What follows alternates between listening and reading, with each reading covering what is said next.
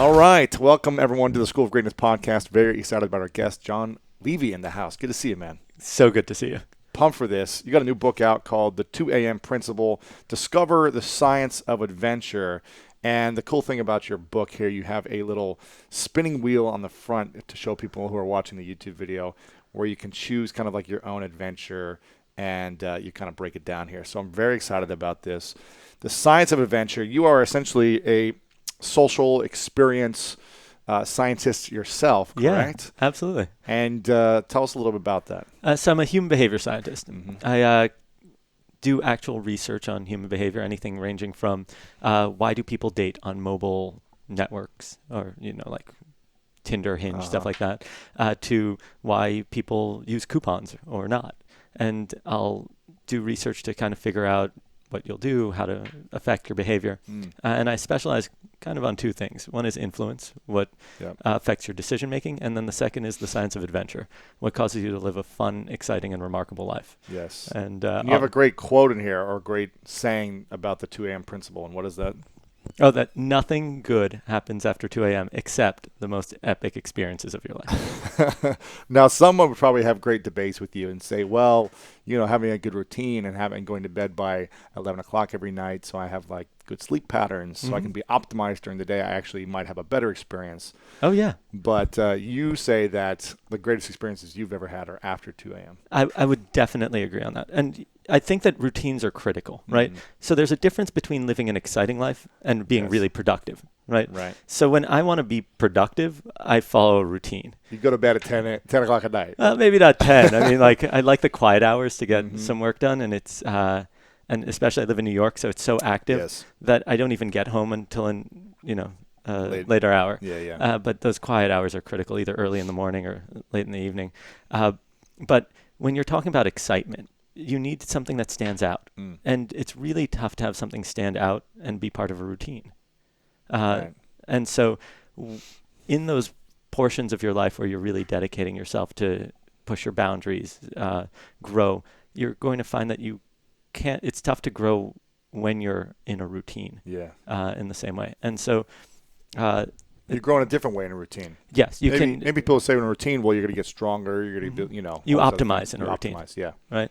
But when you're talking about feeling comfortable in social situations, you have to throw yourself out there. When you're talking about even growing physically, when you're going to push your limits, then you have to go out somewhere different because you're going to be stifled within the environments that you're used to. In fact, we know the brain operates fundamentally differently in new environments.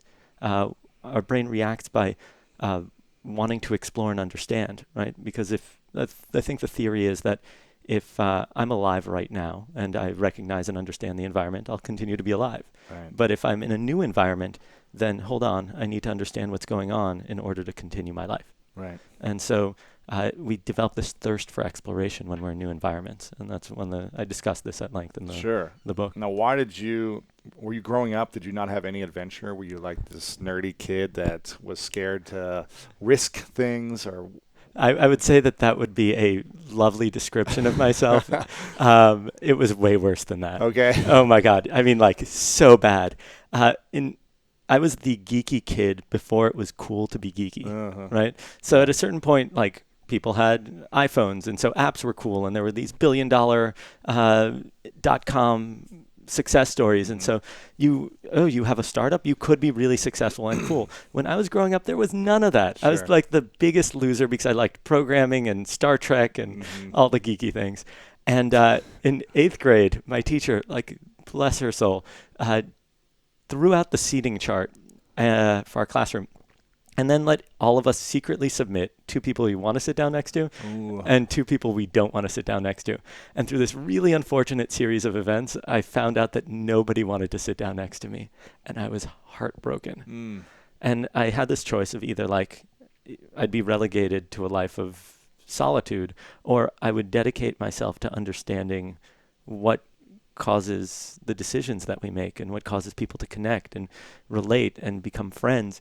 And I said, you know what I really lack in social skills, I more than make up for in my love of science. And so I might not be able to approach this the way that like the cool kids in the class can, Right. but I have my own skill set, and if I use that, maybe I can figure this out. What would you say is your superpower then?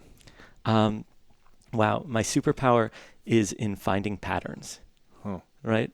Not like a code breaker in like, a beautiful mind, but more like in social situations. Sure. I can see interactions between people, and I actually kind of do math when I see people interacting, and I can maybe predict to some degree how people will react. So I'll look at a group and I'll say, okay, there's a 30% chance that if I invite them to come with me, that they will. And in fact, last night, I was in LA, my dinner plans canceled. I got a call from my brother saying, hey, I'm coincidentally in San Diego, sorry, for a concert. Come down. So I just hopped on the train. Wow. I was there like 2.5 hours later. And we went to this concert. We met all these random strangers. We filled a van, went to the hotel, met random strangers at the hotel, convinced them within 15 seconds of meeting them that they should pile into our van, took them all to a nightclub, and then danced until 3 o'clock in the morning. Wow. This was last night. This was last night. And then you got on a train and came here. Yeah, well, 2.5 because hours I'm later. definitely not going to miss hanging out with you. Exactly. Yeah. But it's because I've been studying the science behind our social interaction and put myself year after year after year in these really uncomfortable situations and tested, like, if I approach this group, will they let me in, or will I get shunned? Or So you have like a scientific data in your mind when you see a group of girls, guys, whoever, women, adults, kids, that if you ask them a question to come do something with you, you're like, I have a 20% chance in this situation based on the weather, the time, is that the way you think? Or? Yeah, well, I'll give you examples. Yes. Okay. Have you ever heard of the Ben Franklin effect? It's this kind of odd characteristic. People always know that if you do me a favor, there's reciprocity. Reciprocity, yeah. It actually also turns out that if I ask you, or I ask somebody to do me a favor, they'll like me more after because they've invested time and effort into me. And so if they agree to do a favor. Yeah. But what's also really interesting is that if you begin by asking somebody for a small favor, they're more likely then to do a follow-up favor that's bigger. For example, like, oh, can you do me a favor and tell me what time it is? Yes. So something simple. It's like, oh, let me check my phone. But that's literally what the experiment, or one of the famous experiments on the topic was. People would be stopped and asked for directions, and most people would continue walking and not give them. But then they stopped people, asked them for the time, and once they got the time from them, asked them for directions, and almost everybody gave them directions. Right, like 90% probably. Yeah, whatever it was. But the point is that if you stack asking for favors, people will feel more committed to you and more invested. And so there's a whole collection of research around this that shows that those kind of, by getting people to invest into you, it creates stronger bonds. So when I approach a group, I might begin by asking them a favor, like, hey, do you mind taking a photo? And then they go, yeah, and I take a photo, and I go, get in the photo, come here. And so now we have inclusion. Sure. And then I keep stacking the interactions between us because my goal is, I've traveled a lot, I've seen a lot of things, and the one thing that drives me more than anything is the people I get to meet. Yeah. I get to discover these incredible stories and cultures and traditions that I never knew existed. And there's no better feeling than at the end of a night or 5 o'clock in the morning, the sun is coming up. I'm on the beach with these people I would have never imagined existed. And I would count them among some of my closest friends now because we went moonlight cliff jumping in Greece, Right. And those kinds of experience bond us so much. So I much more than just like going to a coffee shop with a friend. Yeah. You do something adventurous with someone else, you feel a deeper sense of connection, correct? Absolutely. There's actually something also called the misattribution of arousal, which is, there's this famous study that was done. And when I say arousal, I'm talking just about a heightened and elevated physical state, right? So your heart is pumping, adrenaline. Excitement, yeah. And so the experiment that was done was men were asked to cross bridges. And in the first scenario, the bridge was a very sturdy, safe bridge, and they just walked across. And at the other side, there was a lovely and attractive woman who asked them, I think, some questions and gave her number for follow-up issues or whatever it was.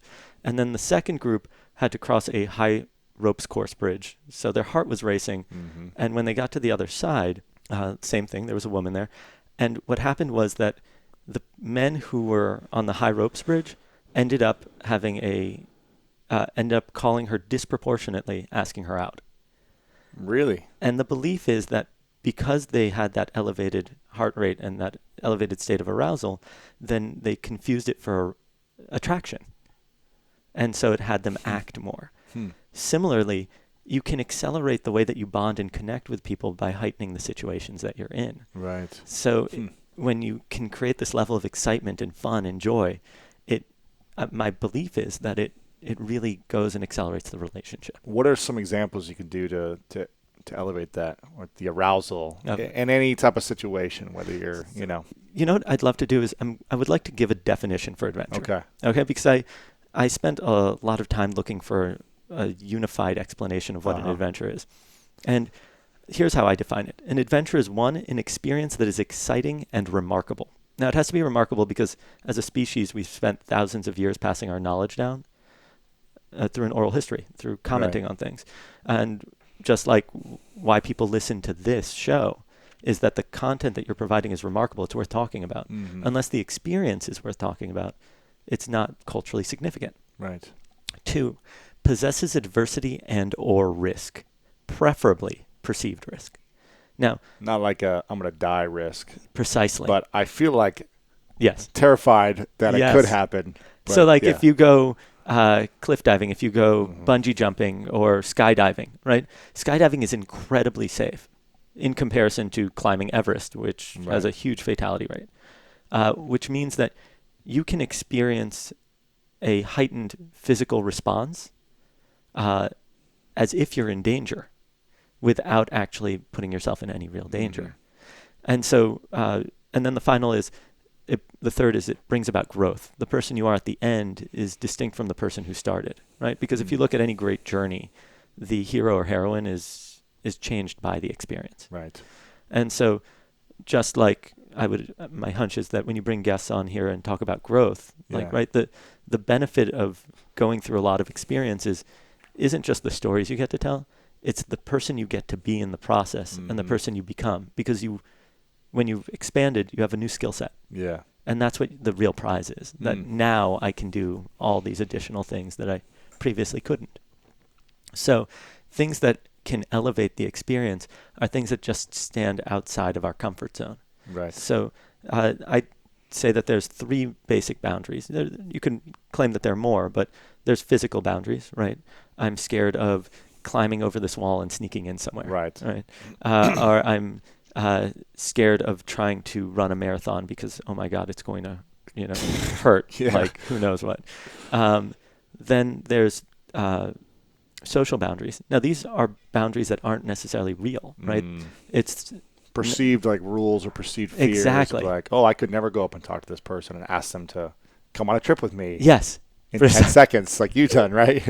Well, yes, and I'll definitely share that story if you want. It's probably one of my crazier ones. But we've inherited a set of beliefs from our culture that we believe are true, and we treat them as if they're physically stopping us. Yes. Now, in most cases, these are important for a functional society, right? Because if we push certain ones out of the way, then we alienate people, right? If you stop showering, nobody's going to want to sit next to you. Right. There's nothing stopping you from throwing your food on the floor and eating that, but like, to what end? And it serves no benefit. But other social boundaries, there's nothing stopping you from serenading people on the New York City subway, right? Or like, panhandling. Like there's just for the experience. Yeah, or writing poetry for someone or reading it aloud to them or something like that. Yeah. We have this internal belief of what's right in society and what's wrong. And in a lot of cases, we made that up in childhood or got it passed down from our parents in a culture that might no longer be relevant. Right. And so pushing those boundaries makes us feel kind of invincible.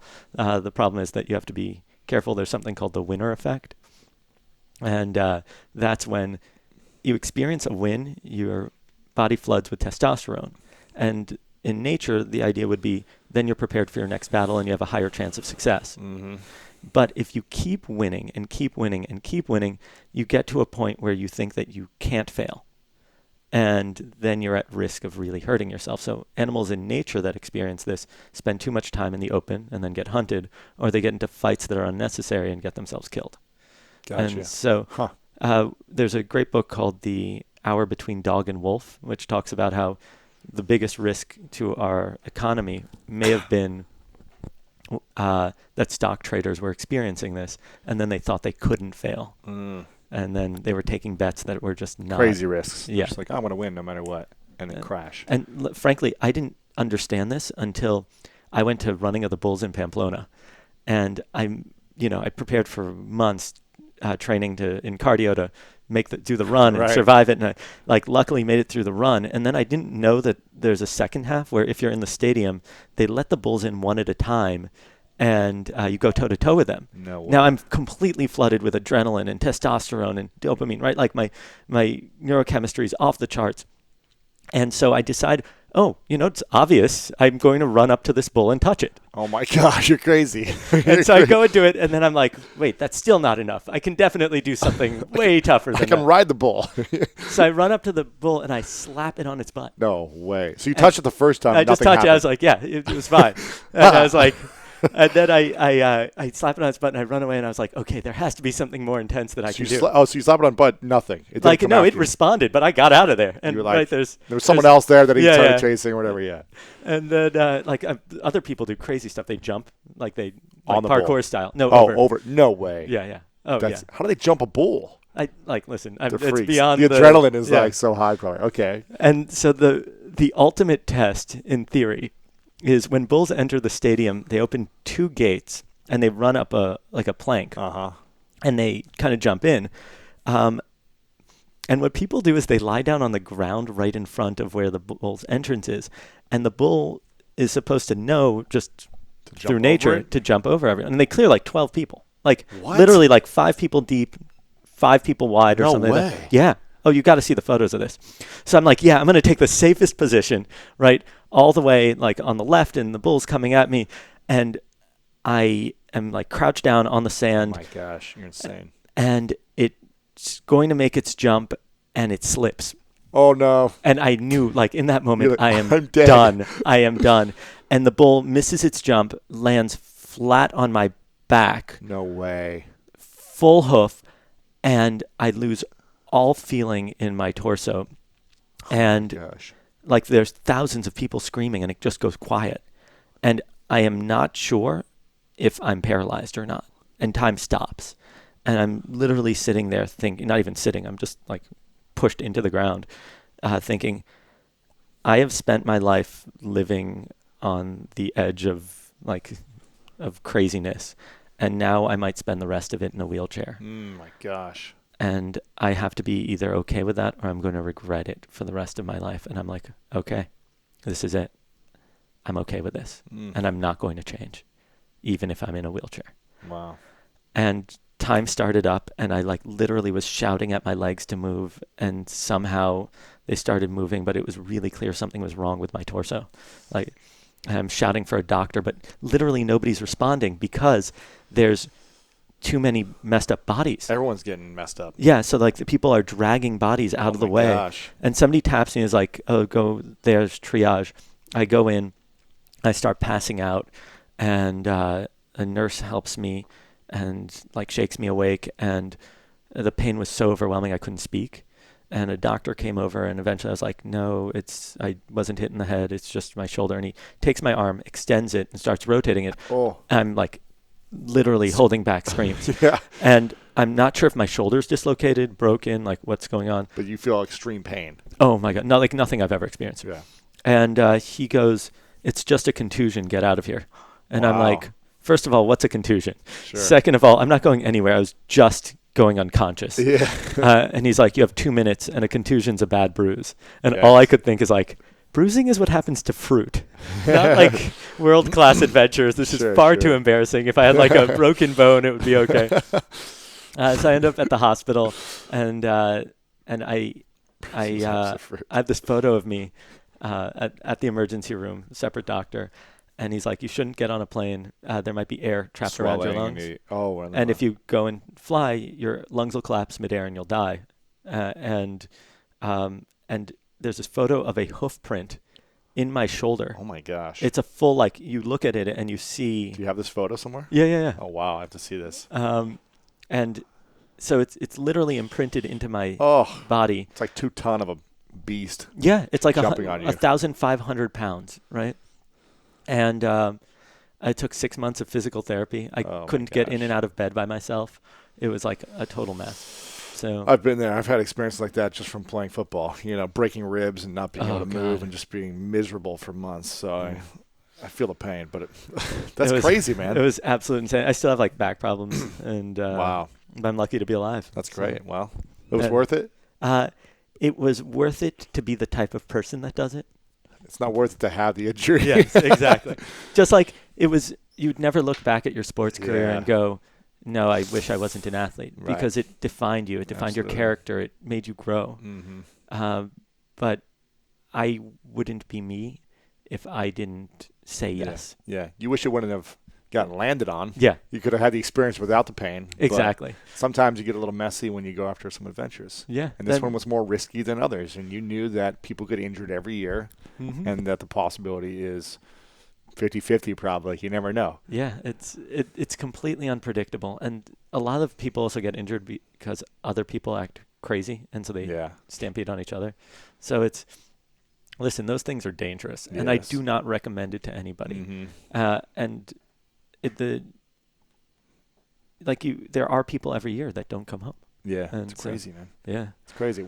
List off maybe like the top 3 other adventures, just in like a sentence, like a synopsis of like a few more crazy adventures you've done that are unique. So every year I do a travel project. So one year and the reason I was in Pamplona is I said every month I'll go to the biggest event in the world, wherever it is. Now, I had no idea I was going to pay for it. Right? I just set an audacious goal, and I was like, okay, I'm going to announce this to all of my friends. And my friends were like awesome about that. Like, come and stay with me, and here's a book. And people like literally mailed me books with like lists of crazy cool things around the world. And so one of the things I did was I went to Cannes Film Festival in France. I didn't really enjoy the film festival, but while I was because like it's not my scene. I'm not in film or anything. But while I was in France, I was alone one night, and I dropped myself off in Nice with no place to stay. I don't speak French. I've never been to Nice, don't know anything about it. And my deal with myself was either I was going to convince a stranger to put me up for the night, or I was going to sleep on the street. I've done that. Go ahead, tell your story, and I'll share mine. But so what ended up happening was at the beginning of the night, I had no idea what I was going to do. And I was walking through the streets, and it was like quiet because I think it was a Wednesday or something. Nothing was going on. Sure. And eventually I got directions from somebody at a bar, and they said, oh, check out this expat bar. And when I walked in, it was packed, like hundreds of people standing on tables, live cover band, all that. And there was this really cute girl that all the guys were walking up to, trying to hit on and failing miserably. And I was like, what would make this story amazing is if she put me up for the night. Yeah. So oh my gosh. I see it's like 90 degrees in there because of all the dancing. It's a kind of closed room. So I have the waiter, the bartender, deliver a bottle of water, like a large bottle of water for her and all of her friends. And she came over to me to speak to me, and she's like, why not a drink? And I'm like, because it's so hot. I'm sure all those other guys offered you drinks. And she's like, good point. Yeah. And so you did something different. Not only something different, but like I tried to put myself in their state, right? Yeah. So every other guy is looking to just kind of take advantage or get her drunk or whatever it is. Right. And I'm more socially driven than I am like the other aspect, right? Like I love bringing people together, and the more the merrier. And so it was about her and her friends. Anyway, I get into a conversation with her, and I really underestimated how much the language barrier would be an issue. And so for like 20 minutes, every time I spoke, I just was like in quicksand. Neither of us understood each other, and it had nowhere to go. And I was ready to give up and just be like, okay, I'm going to sleep on the street. And so every time I grabbed a drink, there was this group of 4 guys there that were like very dapper and dressed and British. And I was like, hey, maybe if I befriend these guys, they'll put me up for the night. Sure. And so it was like 1 or 2 in the morning at that point, and I treat around to shots, and I'm like, to the adventure, and let's make it epic. And and we ended up going on a bar crawl through Nice, and then they're like, okay, let's get in a cab. And we went 25, maybe 20 minutes out, and I had no idea where we were. It was like close to 4 o'clock in the morning. Huh. And when I get out of the cab, they'd left me with the bill and disappeared. Oh, man. And I'm like, oh, my God, I'm totally screwed. I don't know if I have any enough money to get another cab. Like, Wow. don't even know how to call one here. And I realize that they're walking in, like I see them, they walk into this house, and it's a 3-story chateau on the border of Monaco. It turns out that every one of these guys came from some like prominent British family. I never asked who they were or their background or anything. None of that mattered when we were like hanging out. Sure. And so I ended up in this gorgeous house with a full service staff. I cooked everybody breakfast. Oh my gosh. And then like the next morning he pulled out like a Bentley or something and drove me back into town. And there I was on like a train thinking back like, how did I go from being homeless to staying in a castle? That's amazing, dude. I had a similar experience when I was, I must have been 25, 26. I was poor, sleeping on my sister's couch. And there was a sports film festival in Philadelphia that I wanted to go to start meeting some people, professionals in the sports industry. I bought a Greyhound ticket to get there. I literally had maybe $100 total for like this whole trip. I bought a Greyhound ticket to get there. Took like 20 hours or whatever because it's a million stops. I have one sport jacket, like suit jacket. That's the only nice thing I have.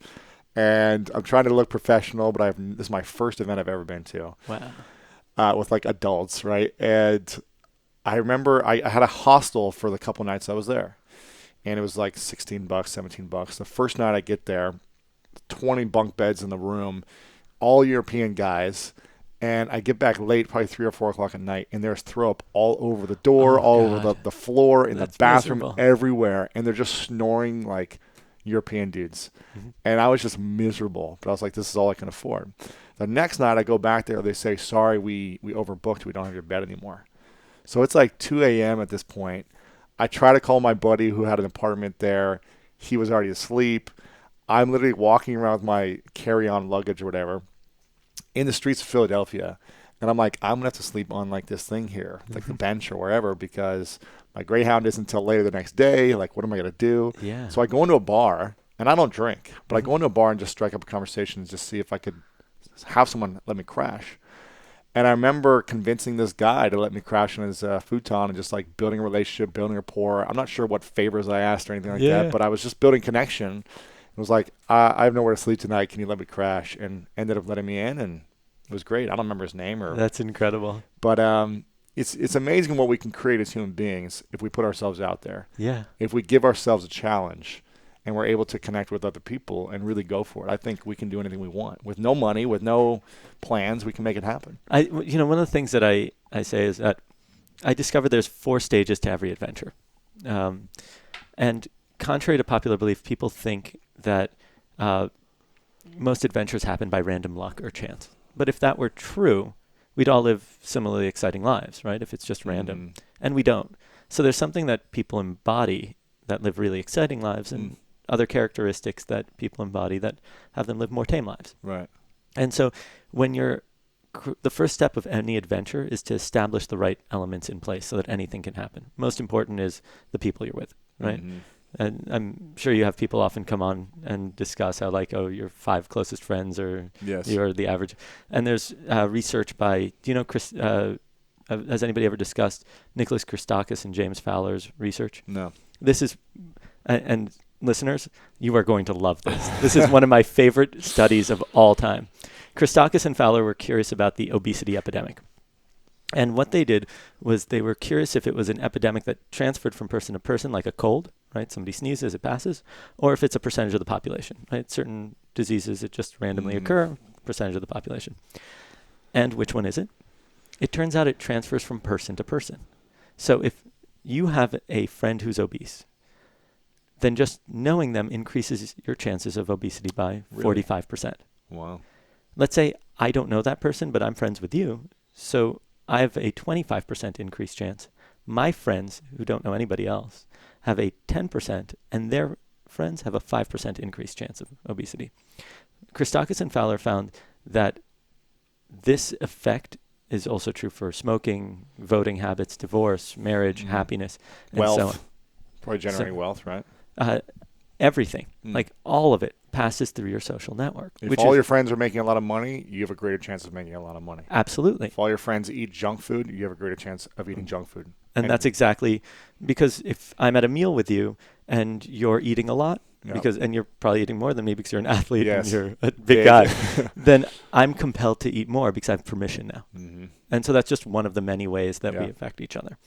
And so the most important thing you can do to have an adventurous life is curate people around you that support that. Mm-hmm. Just like if you want to be successful, you want to have the right people around you. And so, and in addition to that, I also say that it's important to explore a new location because, as we discussed, your brain operates differently. But beyond that, something that you pointed to right now are the constraints that we have on us. Mm-hmm. So I think it's critical to have a mission, some goal that drives the behavior. And having fun isn't a mission. Having fun is a byproduct of the activity. So an end result is what you're saying. Yeah. Like, for example, a mission could be as diverse as I'm going to take somebody out on a date, and by the end of the date, we will have performed 3 acts of kindness for strangers. Oh, that's cool. Now, or what if it was, and then we'll add a constraint, okay? A constraint could be we can only spend $5 to do it. Now, because of the constraints, you get to be creative, you get to think. That's exactly it. Explore. Precisely. So environments that seemed really mundane, like you live in a small town and it's like either the bar or the theater. Right. Now you can say, okay, well, I have $5. Let's go into CVS, see what we can come up with. Maybe we can create like a simple meal. Maybe we can create like a beautiful postcard to support somebody who's homeless to know that they're not alone. Right? And all of a sudden, the entire experience transforms. Because at that point, you're doing something that's exciting and remarkable, possesses adversity and or risk. You have a challenge. You have these constraints that you have to deal with. There's a risk of success and failure. And 3, the person you are at the end, I'm sure would be different than the person who started if you've been a contribution to 3 random people. Absolutely, yeah. But it could be that on one end to, my little brother has never kissed anybody, right? Like, let's help him meet somebody cute. To whatever it is, right? Maybe it's instead I'm going out for drinks. I'm not allowed to go anywhere I've already been, right? And then you're exposed. Maybe you'll end up at a biker bar, even though that's not a place you'd normally go to. Right. But you'll have a diversity of experience. Sure. And we've found that creativity grows as the wealth of experiences that you have. Right. So when you're exposed to all these different cultures, it never occurred to me to maybe go to a transvestite fashion show, but attending that increases the wealth of experience of my life. And so my policy is say yes to anything that won't kill you. There you go. So, yeah. I like it. What were the 4 parts then of the formula to create a true adventure? So that was just the first stage. The first stage is establish, where you put the right elements in place so that anything can happen. Not that it will, but so that it can. And the next stage is push boundaries. You have to cross some kind of social, physical, or emotional boundary. You have to grow. Mm-hmm. The third is increase, where you maximize the emotional value of the environment you're in. So you went to grab some drinks with some friends. Well, if you're in a bar, maybe you can create a challenge. I challenge you to go talk to that group. I challenge you to whatever task it is. Get a free drink. Yeah. Something. It could be anything from tie a cherry stem and with your tongue to talk to strangers, or maybe there's some game like Buck Hunter or whatever. Right? Sure. You could do whatever it is, right? Yeah. You could use surprises, intrigue, where you draw people in through unknown elements to whatever it is. And then the last stage is continue. Here you have to decide if you're going to go back through and loop through the process in a new location. Mm-hmm. And to consider that, you look at something called the rate. The rate is the risk and unpredictability of the next location. So if you increase risk, it increases excitement. Mm-hmm. You might want to do that if you want to make the group more active. Or if they've just experienced something very tough and you want to calm them down, you want to reduce risk. Right. Activity and ambiance, so what you're actually going to be doing. Transportation, right? If I'm with somebody who's wearing high heels, I can't walk that far. If people have been drinking, we can't get behind the wheel of a car. Right. If we're a really large group, transportation in Ubers or cabs becomes complex. Yes. So it has an effect on how far you can go. Mm-hmm. And if you decide to continue, you loop through the process. But otherwise, the E is for end with style. And so it's one of the most important things, and I cannot emphasize this enough, is to end with style. And the reason is research by Nobel laureate Dan Kahneman. He wrote a book called Thinking Fast, Thinking Slow. He's one of the great minds of the past 100 years. And I think this will serve as an example of why. Let's say you go on a date. You're single. You are totally head over heels for this person. It's your first date, and you're just having the most incredible time. And it's 3 hours in, and you realize that you're just about that point where, like, you guys are going to lean in for the kiss and the butterflies, or you're feeling them. And in that moment, they look you in the eyes and say the most god-awful thing you have ever heard in your life. And you go home, and your friend asks, good date or bad date? And you say? Bad date. It was good until the end. Yeah, but most Ended people would be bad. like, oh, it was a bad date. Yeah, so it's the last impression, right? Mm-hmm. So Kahneman discovered that we don't really process the duration of pleasure or pain. What we remember are the peaks of an experience and how they end. To the point that he ran a series of experiments where people experienced more total pain, but because the ending was lower than it was earlier on, they preferred it to shorter and less pain. At the end. Yeah. Wow. So his experiment was about how adding more pain in terms of duration, but at a lower level. But finishing with style. Yeah, finishing at a lower pain point actually caused people to remember it more pleasantly. So it was with like funny, even if it's like agony the whole time. Yeah, Right? I know, but it's seriously like they did it with people who were getting a prostate exam, so proctological exam, and they left the instruments in a little bit longer, but in a non-painful scenario, and people remembered it more fondly. They also did one where they had people put their hands in ice water for 60 seconds versus 90 seconds, but in the 90-second version, the last 30 seconds, they slowly raised it 1 degree. And so it's a virtually imperceptible difference, but people were then asked... Somehow they noticed it. Then they were asked, which do you want to repeat? And they chose 90 seconds of discomfort. Over 60. Yeah, because it ended slightly better. Wow, that's fascinating. So what happens is that people often try to push their experiences way past the point of enjoyment. And so what they'll end up remembering is something less fondly. Then they'll also be more tired the next day if it's at night, be regretful the next morning, and be less likely to participate in the future. So what you end up with is a confluence of negative feedback. Right. And so the 2 a.m. principle is nothing good happens after 2 a.m. except the most epic experiences of your life. And epic is establish, push boundaries, increase, continue. The 4 stages of an adventure. So the book is designed to guide you through the process of living this epic life and know when to call it so you remember it fondly, or when to push past those boundaries, ensuring that you have this incredible experience. I love this. Make sure you guys go get the book, The 2 a.m. Principle. Discover the Science of Adventure. Check it out right now. The book is out at this moment. I'll also have it linked up here in the show notes. I want to finish with a few final questions with you, John. And one is, what are you most grateful for recently in your life? I have to say I'm constantly struck by how fortunate I am to have the friends and family that I do.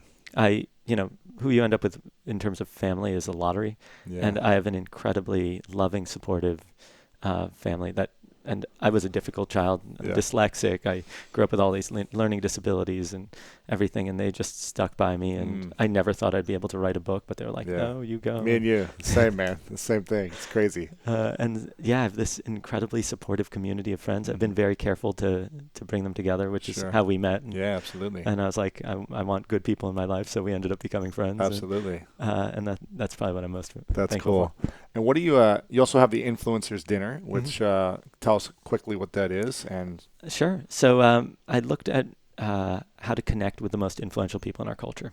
I developed a model to understand it, and from that, scientific model, of course. yes, yes, exactly, and then from that, I created a dinner where 12 people are invited at a time. They're not allowed to talk about what they do or even give their last name. They cook dinner together. And when they sit down to eat, they get to find out who they're sitting with. And they find out that it's a famous author, a Nobel laureate, an Olympic medalist, a popular podcaster, and a best-selling author like yourself. And I've hosted over 800 people across 80-something dinners in 7 cities, 2 countries. We just launched a summer camp, which was amazing, insanity. And so I'm really, really proud that I've been able to convince that many people to cook me dinner. It's a cool experience. I've done it, and was definitely cool. We didn't know. No one could ask what you do, and you're just kind of like having fun, and your guard is kind of down because you're not trying to really impress anyone. You're just like connecting, and then, the person across from me was a Nobel Peace Prize winner. I didn't even know that. So it's like it's a cool experience. It's I think mind-boggling. Yeah, right? It's really cool. Yeah. I remember. You said you had like Isaiah Thomas cook you dinner one time and like wash your dishes or something, right? Yeah. Some people people's memories are often like, I walked into John's house and Isaiah Thomas was washing dishes. That's funny. And he's the nicest guy. But at that same dinner, people were making guacamole, and some tall woman, she was 5'10", was talking about like her Division III basketball career, and had no idea who she was telling about this. And so at the second half, when we were sitting and guessing, everybody guessed what Isaiah does. And he's like, actually, I'm a pretty popular basketball player. I was MVP this many times. A lot of people didn't know, or? Yeah, because when you have that diversity of backgrounds. Yeah, it's true. And it was like 15 years ago or 20 years ago when he was like playing, so. But he's one of the top 50 basketball players of all time, and so on. And the woman literally like slumped in her chair, hid behind the napkin, and goes, Isaiah Thomas? I bragged about my Division III basketball career to Isaiah Thomas? That's funny. What is wrong with me? And she didn't want to talk anymore. That's hilarious. Very cool. Yeah, Very you get these kind of odd moments. I love it. Where can people learn more about that? The influencers? Yeah. So if you go onto my website, johnlevytlb.com, JONLEVY, T like Thomas, L like lion, B like boy, .com, then there's plenty of information. Yeah, that's cool. I think there's also like somebody made a Wikipedia page and sure. that. But I like it, man. And I'm pretty easy to get a hold of. You can just message me there. I'm happy to answer anything. Very cool. This is a question I ask everyone at the end. It's called the 3 truths. Okay. And say it's the last day for you, many, many years from now, and everything you've ever created has been erased from time. But you have a piece of paper to write down 3 things you know to be true about all the experiences, the adventures, the relationships, the times you've had in your life. 3 lessons that you would pass on to anyone important in your life or the world, and that's all they would remember you by is these 3 truths. What would you say are yours? The fundamental element that defines the quality of our lives are the people we surround ourselves with and the conversations that we have with them. By far. So surround yourself with people that really make a difference and who share your values or people you admire. Yeah. A second would be the size of your life is in direct proportion to how uncomfortable you're willing to be. So I hope you have a really uncomfortable life full of amazing experiences. I like that. And holding on to grudges, anger, all of those things, regret, or even your own embarrassment, none of it's worth it. It's not worth being angry at people. It's not worth spending your life bitter. There's just too much that needs to be done. And that mental effort and energy could be used to build something extraordinary. So figure out how to let it go. I like those. Those are great. Thank you. Before I ask the final question, I want to acknowledge you for a moment, John, for being a curator of curiosity and adventure and allowing so many other people to follow in your footsteps, to get out of their comfort zone and to live richer, fuller lives, and for bringing so many incredible people together like you do for your dinners, your adventures, everything you do. It's all about community, bringing people together, shared incredible experiences. So I want to acknowledge you for being a curator of curiosity and adventure, man. Thank you very much. Yeah, of course. I really appreciate that. Of course. And the final question is, what's your definition of greatness? I think my definition of greatness has to do with looking at being. So who I'm being is consistent with my values and what I want to create for the world, that is greatness. John, thanks for coming on, man. Appreciate it. This was an absolute pleasure. I had a ton of fun. Thanks, bro. Hey guys, Lewis Howes here, and thanks so much for checking out this video and this interview. I hope you loved it. If you did, make sure to leave a comment below and share this with your friends. Also, I've got a huge announcement. The Summit of Greatness is coming very soon. If you love the School of Greatness podcast, if you love these interviews and you want more, you want to connect with some of these speakers in person, you want to connect with me and other people just like you who watch and listen to these interviews, then make sure to sign up for the Summit of Greatness. Go to summitofgreatness.com to learn more. You can check out more about the video that we created for the summit.